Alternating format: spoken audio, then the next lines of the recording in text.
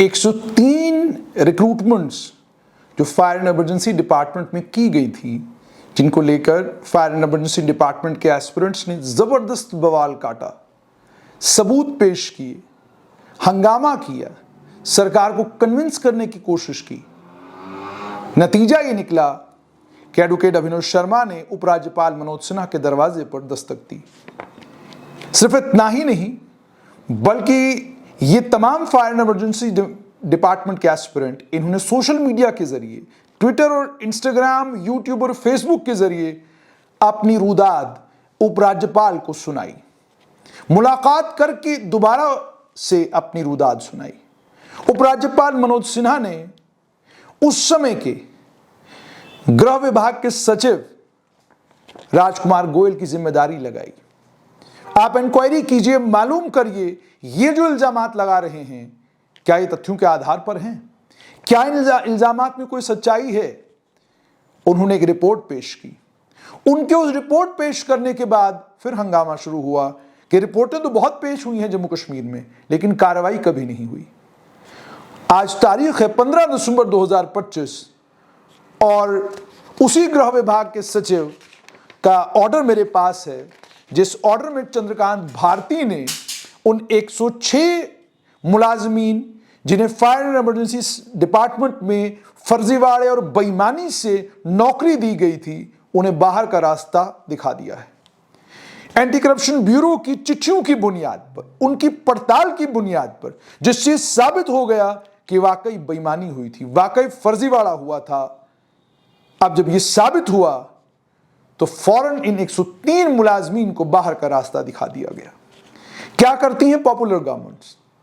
जम्मू कश्मीर का लगभग 50 साल का रिक्रूटमेंट का इतिहास उठाकर देखिए, एक या दो मिसालें पेश करने के अलावा आप कोई मिसाल पेश नहीं कर पाएंगे जहां एक इलेक्टेड, डेमोक्रेटिकली इलेक्टेड गवर्नमेंट ने यह हिम्मत, यह जुर्रत दिखाई हो कि आपकी रिक्रूटमेंट पर भयंकर इल्जामात लगे, आपने उस रिक्रूटमेंट को निरस्त किया। कॉम्पिटेंट अथॉरिटी की एमबीबीएस की सिलेक्शन लिस्टें आपको याद हैं? इंजीनियरिंग की सिलेक्शन लिस्टें आपको याद हैं या भूल गए हैं? 1996 से लेकर 2002 तक, 2002 से लेकर 2008 तक अलग अलग रिक्रूटमेंट्स में किस तरीके से फांदेबाजी की गई, क्या आप भूल गए हैं? सबको किससे याद है? सबको Jammu Kashmir public service commission की वो रिक्रूटमेंट भी याद है जिस रिक्रूटमेंट में उर्दू सब्जेक्ट जिनका था वो आसानी से सिविल सर्विस का हिस्सा बन गए। बहुत सारे लोगों को इन अल्फाज से तकलीफ होती है, लेकिन ये सच है, इसे मानना पड़ेगा। और अगर आप नहीं भी मानना चाहते हैं तो इतिहास ने इसको दर्ज कर लिया है। उपराज्यपाल मनोज सिन्हा के शासन में ये शासक थे, इल्जाम लगा कि सब इंस्पेक्टर रिक्रूटमेंट में धांधलियां हैं। वो चाहते तो खामोश रहते, वो चाहते तो जम्मू कश्मीर में जो रूटीन रहा है, रूटीन के तरह से कह देते Jammu Kashmir service selection board को, आप रिक्रूटमेंट मुकम्मल कीजिए, जो सड़कों पे शोर कर रहे हैं इनको करने दीजिए। लेकिन ऐसा नहीं हुआ। फौरन उन रिक्रूटमेंट्स को कैंसिल किया गया। उसके बाद कुछ और रिक्रूटमेंट्स पर सवाल खड़े हुए, उन रिक्रूटमेंट्स पर भी फौरन एक्शन लिया गया। और सिर्फ एक्शन ही नहीं लिया गया, जब नौजवान थोड़ा और आगे बढ़े, उन्होंने कहा किसी कंपनी को आप ये जिम्मेदारी नहीं देंगे कि वो इम्तिहान करवाए, जम्मू कश्मीर की सरकार खुद करे, ओएमआर शीट्स पर करे। उस मांग को भी उपराज्यपाल ने माना और ओएमआर शीट्स पर इम्तिहान हुआ। अब मुझे ये बताइए, अगर रिक्रूटमेंट को साफ करने का, फेयर रिक्रूटमेंट करने का यह तरीका नहीं तो फिर कौन सा तरीका है? कितनी फेयर रिक्रूटमेंट्स जम्मू कश्मीर में हुई हैं? की जाए ना थोड़ी पड़ताल, जाया जाए ना थोड़े इतिहास में, पता किया जाए ना। इसी जम्मू कश्मीर में कैजुअल एक आदमी को सरकारी मुलाजमत में लगाया गया, बाद में वो सेक्रेटरी की पोजीशन से रिटायर हुआ। इसी जम्मू कश्मीर में एक लोकतांत्रिक सरकार ने अखबार में काम करने वाले एक आदमी को अपने साथ जोड़ लिया। इस वक्त तो जम्मू कश्मीर की सरकार में एक इंपॉर्टेंट पोजीशन पर बैठा हुआ है। इसी जम्मू कश्मीर सरकार में कई और लोगों को, जिन लोगों को का मुलाजमत का हक नहीं बनता था, इसलिए नहीं बनता था, आप आए तो Jammu Kashmir service selection board के जरिए आए, आप आए तो Jammu Kashmir public service commission के जरिए आए, आप आए चोर दरवाजे से, और फिर जब हम आपको कहते हैं आप चोर दरवाजे से आए हैं, आपको तकलीफ होती है, आपको परेशानी होती है। सच कड़वा है मगर सुनना पड़ेगा कि उपराज्यपाल मनोज सिन्हा ने अपने कालखंड में वो सारे काम किए जो सारे काम जम्मू कश्मीर की रिक्रूटमेंट को ट्रांसपेरेंट बनाने के लिए जरूरी थे। अगर नेशनल लेवल पे होने वाले इम्तिहान में धांधली और चोरी हो सकती है, अगर लद्दाख में धांधली और चोरी हो सकती है, और धांधली करने वाले और चोरी करने वाले जब चोरी करते हैं तो मैंने शोरगुल करने वालों को सुना ये कहते हुए कि जनाब मिली भगत है।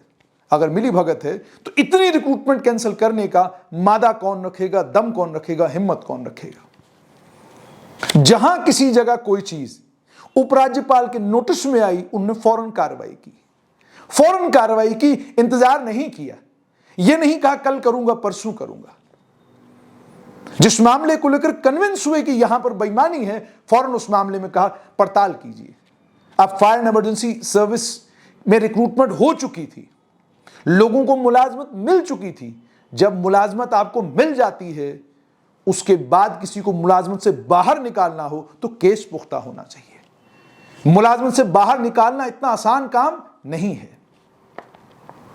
थोड़ा और आगे बढ़िए, इसी जम्मू कश्मीर में Jammu Kashmir service selection board की एक जमाने में जब लिस्ट निकलती थी, हुकूमत इस बात को इंश्योर कराती थी कि रीजनल बैलेंस लिस्टों में नजर आए। क्या जरूरत है भाई, आप काबिलियत के बलबूते पर आइए ना जहां आप आना चाहते हैं, और अगर आप काबिलियत के बलबूते पर नहीं आ सकते हैं तो फिर वावेला क्यों, रोना धोना किस चीज के लिए। सरकारी मुलाजमत मेरा कोई हक तो नहीं है भाई, सरकारी मुलाजमत 5 लाख नौजवान बेरोजगार है, ये 5 लाख नौजवान बेरोजगारों का हक है, सबका इक्वल हक है। लेकिन ये नहीं है कि मेरा कोई खास हक है, फलाने का कोई खास हक है, घाटी के लोगों का ज्यादा हक है, जम्मू के लोगों का ज्यादा हक है, ना, सबका बराबर हक है। फेयर एंड स्क्वायर रिक्रूटमेंट होगी, इम्तिहान में बैठेंगे, आप क्वालिफाई करेंगे तो आगे बढ़ जाइए। आप नहीं क्वालिफाई करते हैं तो कोई और ट्रेड देखिए, कोई और कारोबार देखिए, इतने कारोबार हैं, कर लीजिए।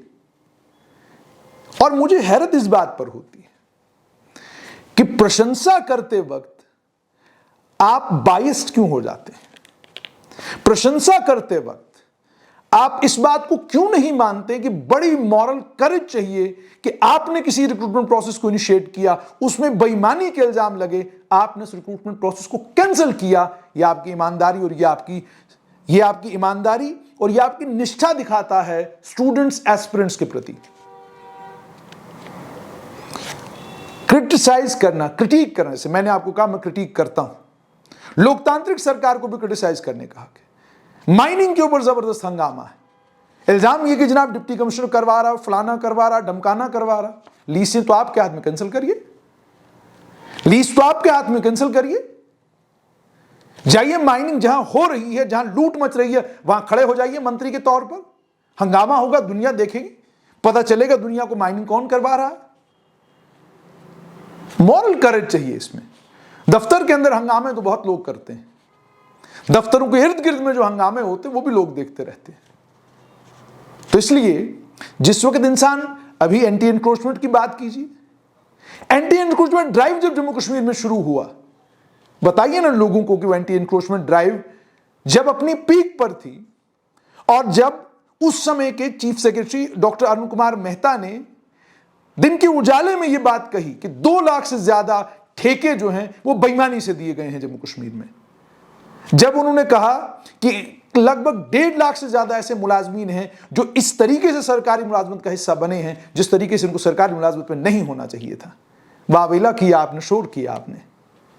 वो सच है, कड़वा है, सच है। वो लोग सिस्टम का हिस्सा आप लोगों ने बनाए हैं। आप गुनहगार हैं उन पीडीडी के लाइनमैनों के जिनकी जान गई लेकिन वो पक्के नहीं हुए। आप जिम्मेदार हैं उन पीएचई के डेली वेजरों के जो 60 साल के हो गए, डिपार्टमेंट से बाहर हो गए और बाद में उनको रेड़ा लगाना पड़ा, छोटी मोटी कोई दुकान खोलनी पड़ी अपनी जिंदगी को चलाने के लिए। आप जिम्मेदार हैं उन तमाम लोगों के लिए जिनको आपने आर्जी तौर पर अलग अलग जगहों पर सिस्टम का हिस्सा बनाया और बाद में उनको छोड़ दिया। अपने दौर इख्तिदार में आपने लोगों के लिए कुछ नहीं किया। और अगर उपराज्यपाल के शासनकाल में वो कानून बता रहे हैं, कानून के मुताबिक सब कुछ चाहिए, इस पर फोकस दे रहे हैं, इस पर जोर दे रहे हैं, तो इतना शोर क्यों, इतना हंगामा क्यों, इतना वावेला क्यों? दो लफ्ज तो प्रशंसा के आप भी बोल ही सकते हैं ना। और कोई सच अगर इतिहास से निकाल कर किसी ने कह दिया तो हम उस सच को मानने की बजाय उसको जस्टिफाई करने में लग जाते हैं। हम वो सब सिस्टम के लोग नहीं, बड़े काबिल आदमी थे जी, फिर क्या हुआ 12वीं पास थे, बड़े लायक आदमी थे, फिर क्या हुआ अगर मैट्रिक थे। जनाब किसी को भी कोई भी कुर्सी दे दीजिए, 1 साल जब वो उस कुर्सी पर बैठेगा ना, वो इतना काबिल होगा कि बेहतरीन तरीके से उस कुर्सी को चला लेगा। लेकिन क्या यह निजाम उस गरीब और कमजोर के बच्चे के लिए भी है, जो गरीब और कमजोर बच्चा दरवाजे पे खड़ा रहता है कि वो दरवाजा खुले और वो सरकारी मुलाजमत का हिस्सा बने? ना, ये जो फैसिलिटी है ना, ये गरीबों और कमजोरों के बच्चों के लिए नहीं है, ये आपके खास के लिए है। ये उन्हीं 200 परिवारों के लिए है जिन 200 परिवारों की जड़ें पूरे जम्मू कश्मीर में हैं, सब जगह है, सिस्टम में हर जगह है। वो जानते हैं किस आवाज को कैसे खामोश कराना है, वो जानते हैं किस आदमी को कहां दबोचना है। इसलिए क्योंकि उन्हें अपना डर है, अपना खौफ है कि अगर ये लोग बोलते रहे तो कहीं नई दिल्ली के हाथ हमारे गिरेबान तक न पहुंच जाएं। मगर तब्दीली आ चुकी है, मौसम बदल चुका है, आपके अंदाज और आपकी नजाकत इसकी खबर सबको है।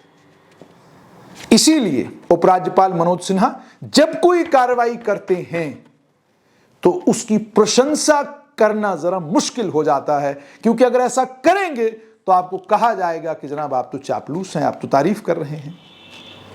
जिसने जम्मू कश्मीर में मुलाजमतें देते वक्त लोगों को बेईमानी करते हुए देखा हो, जिसने जम्मू कश्मीर में देखा हो कि आर्जी तरीके से सिस्टम के अंदर आकर सिस्टम के बिग बॉस बनने लोग कैसे बन जाते हैं, उसे अच्छा क्यों नहीं लगता होगा कि कोई शख्स है जो देखता है कहीं बेईमानी है, फौरन कार्रवाई करता है।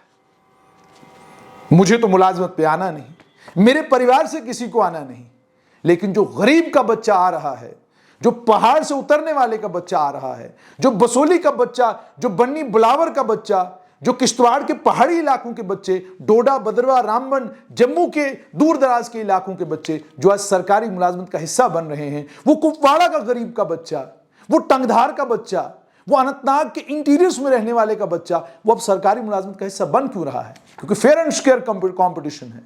आप कंपटीशन में आएंगे, आप काबिल होंगे तो निकल जाएंगे, और अगर आप कंपटीशन के काबिल नहीं हैं तो बाहर हो जाएंगे। तो इसलिए आज जो एंटी करप्शन ब्यूरो की इस रिपोर्ट के बाद उपराज्यपाल ने किया है, उसके लिए प्रशंसा तो बनती है।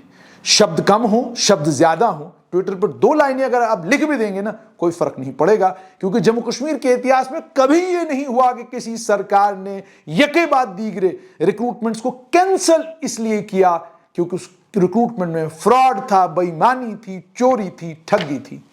और सोचिए, कार्रवाई भी उन पुलिस के अफसरों के खिलाफ होने लगी है जो पुलिस के अफसर माने जाते थे कि ये डिपार्टमेंट के सबसे बेहतरीन ऑफिसर्स हैं। ये उपराज्यपाल के शासन में हुआ है। तो इसलिए fireman and fireman drivers, fire and emergency department की 103 इन मुलाजमतों की बात नहीं है, उन तमाम मुलाजमतों की बात है जो तमाम मुलाजमतें बेईमानी से जम्मू कश्मीर में दी गई हैं। आहिस्ता आहिस्ता उनको बाहर का रास्ता दिखाने का काम जारी है।